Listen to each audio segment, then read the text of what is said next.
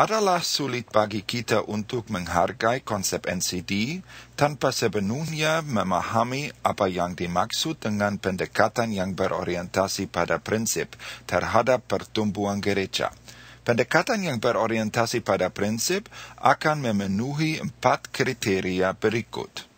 1. Prinsip-prinsipnya berlaku secara universal, bukan berlaku pada situasi-situasi dan kondisi tertentu saja, namun berlaku pada segala denominasi, segala bentuk gereja, segala gaya penyembahan, dan segala latar belakang budaya.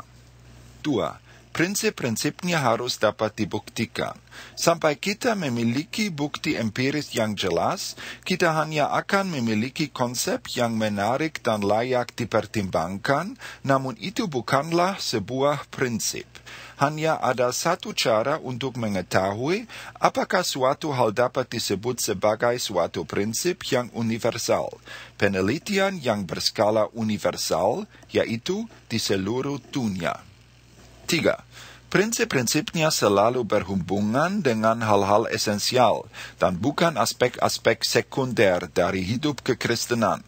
Sehingga kita dapat menemukan prinsip-prinsip yang mempengaruhi hidup kita ternyata juga dibahas di dalam Alkitab, walaupun istilah-istilahnya mungkin saja berbeda.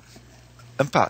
Prinsip-prinsipnya membutuhkan penerapan pribadi yang bersifat individual. Tidak ada langkah-langkah yang sama untuk tiap orang, namun ada kriteria-kriteria yang membantu Anda untuk menemukan apa yang harus dilakukan pada situasi-situasi yang ada. Terdapat berbagai prinsip kesehatan yang berbeda yang ditemukan melalui penelitian kami. Meski demikian, semua prinsip ini memiliki ciri umum. Tiap prinsip bertujuan untuk melepaskan potensi pertumbuhan dengan sendirinya. Dalam NCD, tanggung jawab kita bukanlah membuat gereja bertumbuh, namun mengurangi campur tangan manusia yang menghalangi terjadinya pertumbuhan. Demikianlah gereja dapat bertumbuh dengan sendirinya. Untuk memahami prinsip ini, gambar berikut dapat membantu. Gambar ini menunjukkan sebuah kereta dengan roda berbentuk segi 4 yang mengangkut tumpukan roda-roda berbentuk bundar yang sebenarnya dapat berfungsi dengan sempurna. Kereta ini didorong dan ditarik oleh 2 orang yang benar-benar berusaha keras, namun terpaksa melihat bahwa usaha mereka menghasilkan kemajuan yang sangat lambat dan bahkan menimbulkan frustrasi. Perumpamaan ini menggambarkan hal yang sangat esensial. Segala yang kita butuhkan agar gereja kita bertumbuh sebenarnya telah disediakan oleh Allah. Satu-satunya masalah adalah kita tidak menggunakannya. Bukannya menggunakan potensi-potensi yang telah disediakannya bagi kita, kita justru berusaha mendorong dan menarik gereja kita dengan kekuatan sendiri. Lalu apakah yang menjadi alternatif yang sehat untuk pendekatan ini?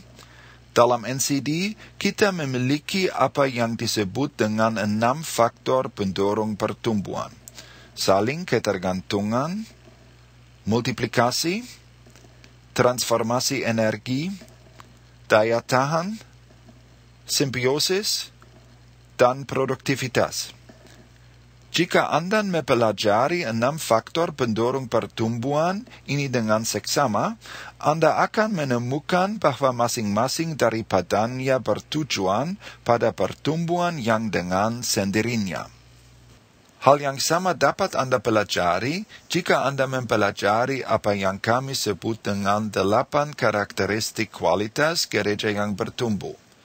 Kepemimpinan yang memberdayakan, pelayanan yang berorientasi pada karunia, kerohanian yang haus dan penuh antusiasme, struktur yang tepat guna, ibadah raya yang inspiratif, kelompok kecil yang menjawab kebutuhan secara menyeluruh, penginjilan yang berorientasi pada kebutuhan, hubungan yang penuh kasih.